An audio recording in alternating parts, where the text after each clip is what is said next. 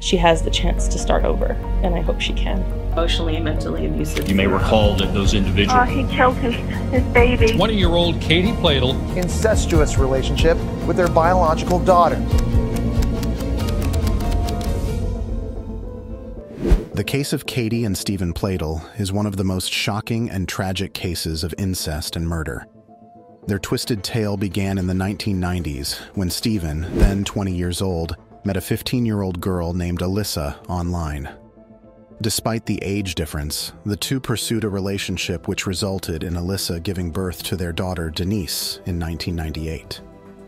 Alyssa later alleged horrific abuse by Steven onto their infant, including assaults that left her body bruised and near suffocation when stuffed into an ice cooler.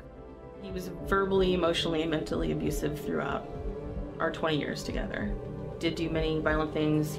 He had nearly beaten to death one cat and did beat to death another. Unable to tolerate the violence, the struggling teenagers made the incredibly difficult decision to put baby Denise up for adoption.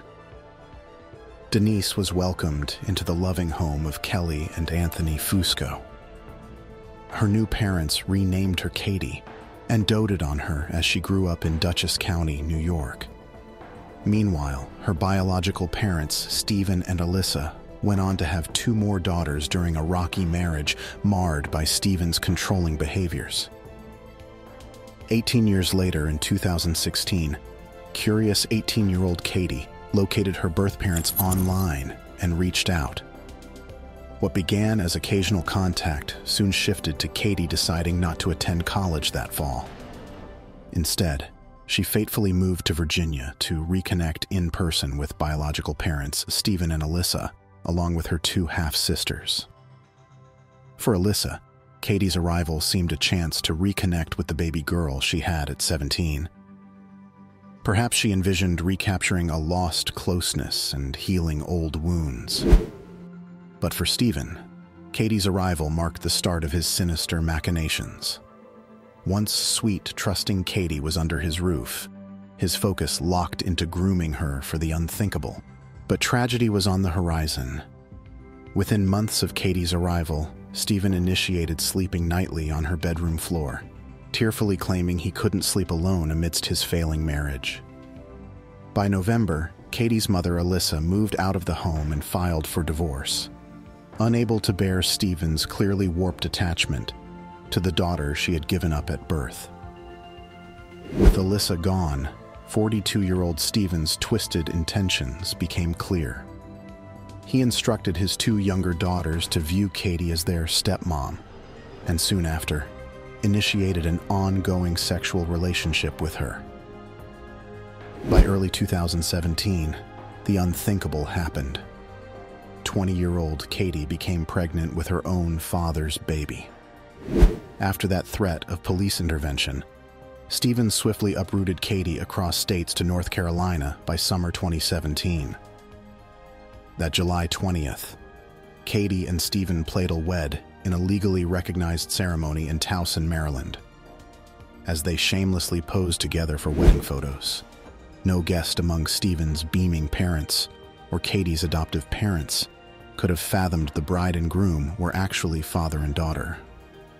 Instead, they all celebrated this seemingly sweet union, perhaps willfully ignoring nagging red flags.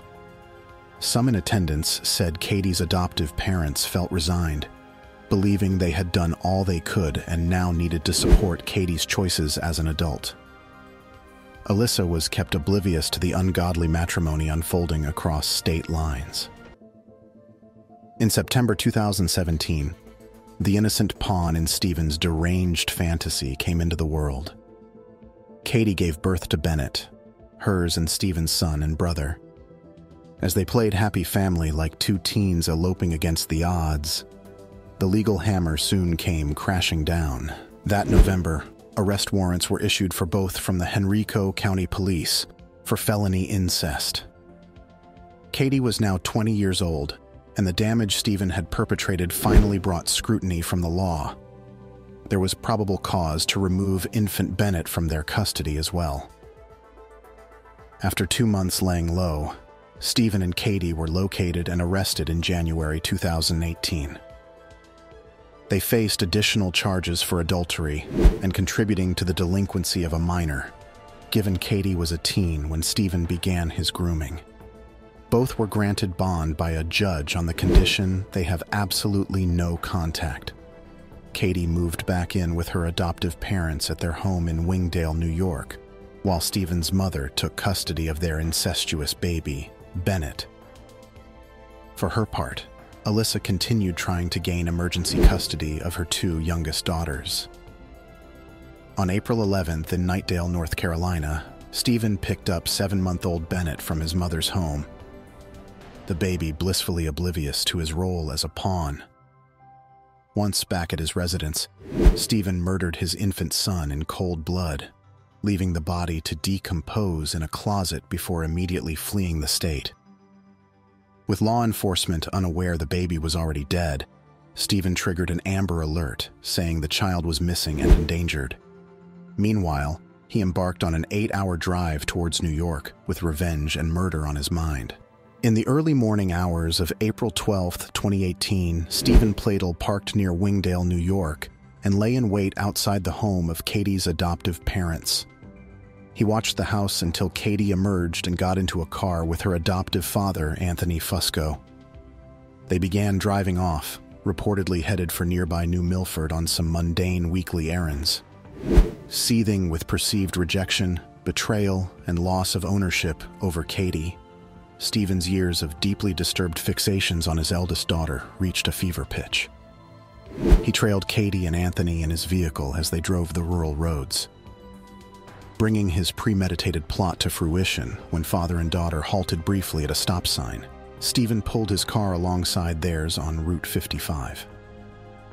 Raising his gun, he fired through Katie's passenger window straight at her chest, killing his 20-year-old daughter.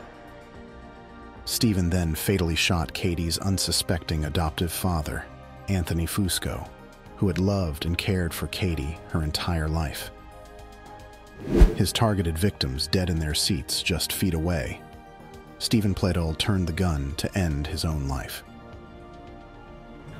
He killed his baby, and he's in the house. Okay, you said that he told you he killed his baby? Okay, ma'am, listen to me. What's your name? The horrific murder scene was soon called in by passers-by. In the waking hours that April morning in Connecticut, investigators UAE'd to multiple crime scenes unfolding at once across state lines. The double murder in New York and dead 7-month-old back in North Carolina. They were soon able to piece together the perpetrator and motive. In the weeks and months following the devastating events of April 2018, police uncovered the shattering layers of dysfunction beneath this case. Everyone from Alyssa to the adoptive parents, to Katie's grandparents, were left grieving and grappling to understand why no one could rescue sweet Katie. Predators like Steven are manipulative and cunning. The grooming tactics used on vulnerable targets like Katie are gradual, intended to normalize inappropriate behaviors over time. One wonders if faster intervention could have protected sweet Katie, who dreamed only of a joyful connection with her lost family. Might her fate have been avoided if Alyssa fled abuse sooner after Katie's troubling birth? If authorities had forcibly separated Steven and Katie once misconduct concerns first emerged? If Katie's adoptive parents had restricted her access to the biological father so soon accused? Hindsight brings raised eyebrows and outrage over missed chances to rescue an innocent. But the onus lies with Steven, who calculatingly orchestrated grievous harm out of selfish delusion. His capacity for destruction was an anomaly. None tied to this case could fully see coming before it was too late. This wrenching case highlights the need for societal changes to prevent such tragedies again. We must advocate to destigmatize discussions around unconventional attractions, promote mental health access, and restrict firearm access for high-risk individuals. If potential perpetrators can anonymously seek help early wrestling complex impulses, lives could ultimately be saved. By learning from this devastating case, perhaps some good can still emerge.